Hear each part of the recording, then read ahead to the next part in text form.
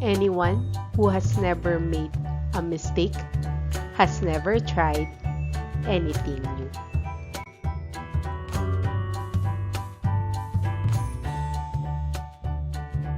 So let's learn and enjoy mathematics.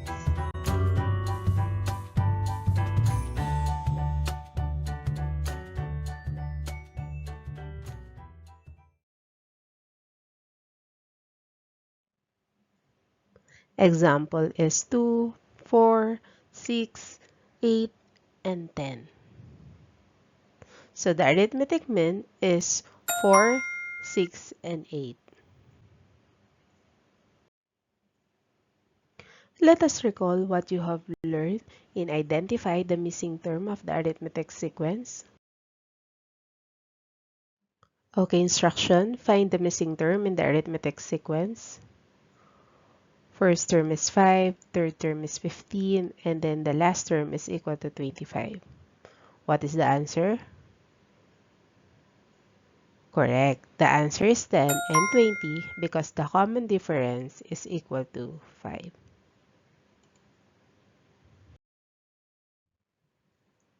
How about number 2? In the sequence -1, -5, what is the missing? And then the last term is equal to -17. Correct. The answer is equal to -9 and -13 because the common difference is equal to -4. Question number 3. In the sequence 15, third term is 27, the fourth term is 33. What is the missing in this arithmetic sequence? Correct. The answer is equal to 21 and 39 because the common difference is equal to 6. How about number 4? In the sequence 49, 42, and the fourth term is equal to 28. What is the answer? Correct. The answer is equal to 35 and 21 because the common difference is equal to -7. How about number 5? The first term is -1, the fourth term is -4, the fifth term is -5. What is the missing term? Correct. The missing term is -2 and -3 because the common difference is equal to -1.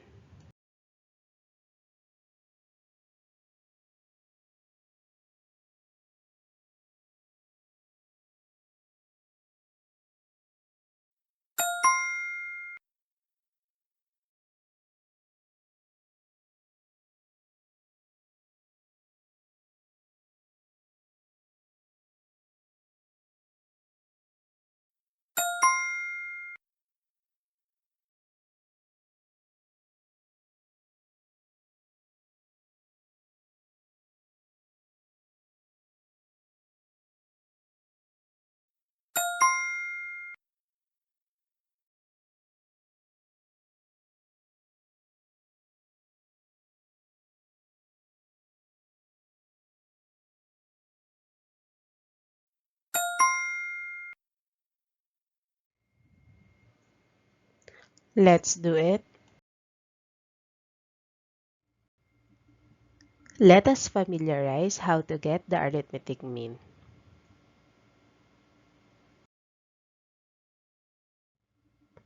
The formula is a sub n is equal to a sub 1 plus the quantity n minus 1 times d.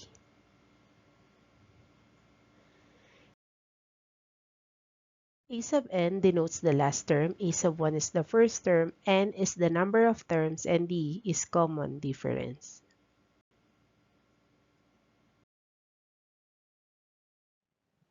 Question number 1. Insert an arithmetic mean between 5 and 11. So the first term is 5, the last term is 11, and the number of terms is equal to 1, 2, 3. So n is equal to 3.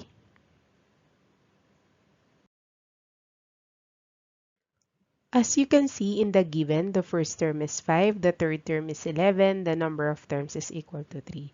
So let us try the solution. formula is a sub n is equal to a sub 1 plus the quantity n minus 1 times d. We need to substitute the last term and the first term and the number of terms to the formula. So this become 11 equals 5 plus n, that is 3, minus 1 times d. So 3 minus 1, PEMDAS, the parentheses, so that is equal to 2d. The rest, copy. We need to combine 11 and 5. So this become 11, change the sign of 5, that becomes negative 5. Same position of 2d, so bring down 2d. And then 11 minus 5, that is equal to 6, copy 2d. To solve for d, we need to divide both sides with positive 2. So 6 divided by 2 is 3. 2d divided by 2, that is equal to d. So the common difference is equal to 3.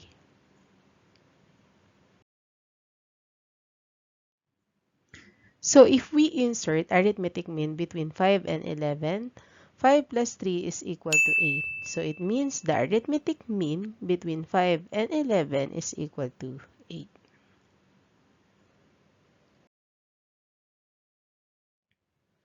Question number 2. Insert two arithmetic means between negative 15 and negative 45. So the first term is negative 15, the last term is negative 45, and the number of terms is equal to 1, 2, 3, 4.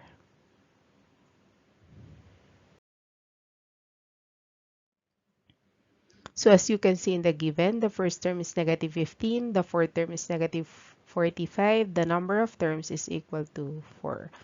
So the solution, we need to get the formula. A sub n is equal to a sub 1 plus the quantity n minus 1 times d. We need to substitute all the given to the solution or to the formula. So this become the last term or the fourth term, that is equal to negative 45. The first term, that is equal to negative 15. The number of terms is 4. Copy negative 1 times d. And then 4 minus 1 is 3d. Copy negative 45, copy negative 15. And then combine negative 45 and negative 15. This become negative 45. Change the sign of negative 15. That becomes positive 15. Copy 3d. Subtract and then copy the big sign. So negative 45 plus 15 is negative 30. Bring down 3d. To solve for d, we need to divide both sides with positive 3. So negative 30 divided by 3 is negative 10. 3 divided by 3, that is equal to 1d. So the common difference for question number 2 is equal to negative 10.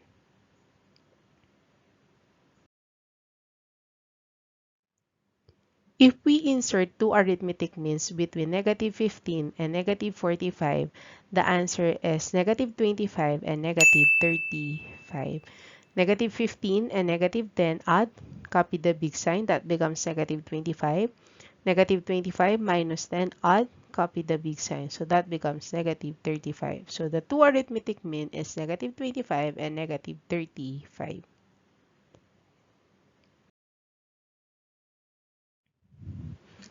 Question number 3. If four arithmetic means are to be inserted between negative 7 and 33, what is the second arithmetic mean? Again, the first term is negative 7, the last term is 33. The number of terms is 1, 2, 3, 4, 5, and 6.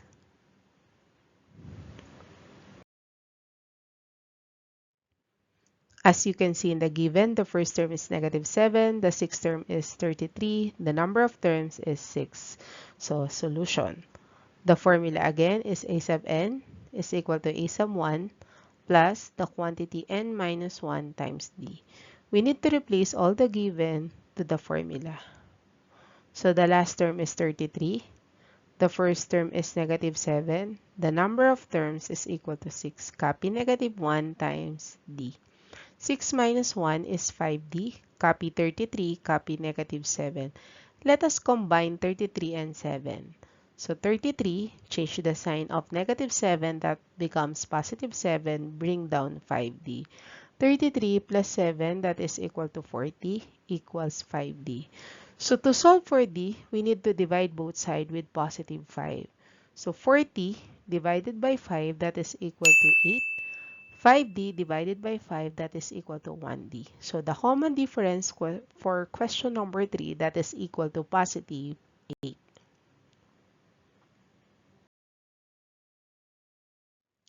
If we insert from negative 7 up to positive 33, so it means negative 7 plus 8 is 1, 1 plus 8 is 9, 9 plus 8 is 17, 17 plus 8 is 26. But the second arithmetic mean, so this is the first arithmetic mean, second arithmetic mean, third arithmetic mean, fourth arithmetic mean. But the question is second arithmetic mean. So the second arithmetic mean is only equal to 9.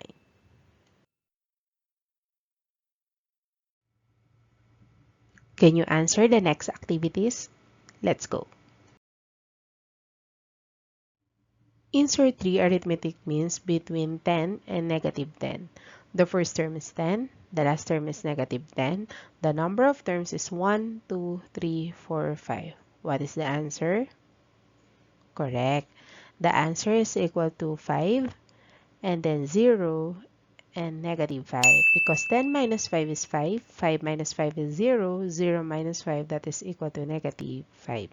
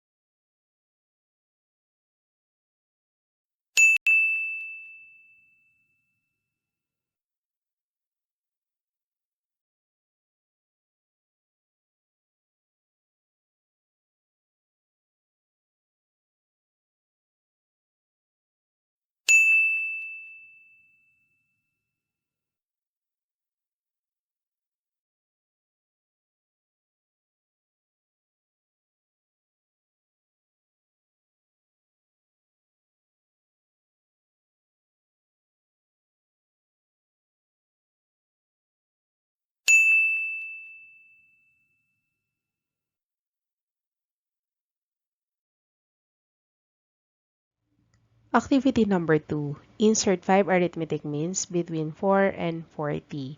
So the number of terms is 1, 2, 3, 4, 5, 6, 7. So n is equal to 7. Any idea what is the answer for activity number 2? Correct.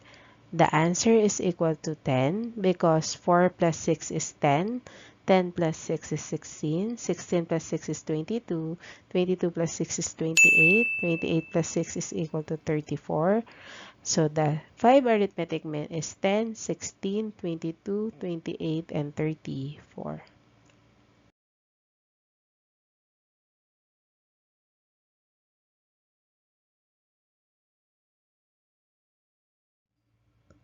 Arithmetic mean is the terms between two given terms of an arithmetic sequence.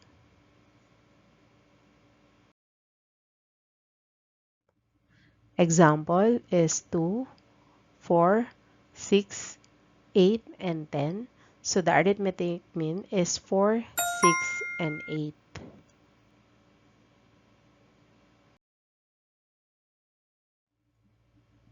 The formula to be used: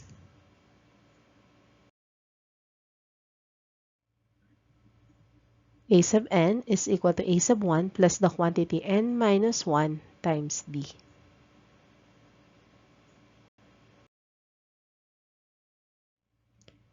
A sub n denotes the last term, a sub 1 is the first term, n is the number of terms, and d is the common difference. Enjoy learning mathematics. I'm Teresa Tubal.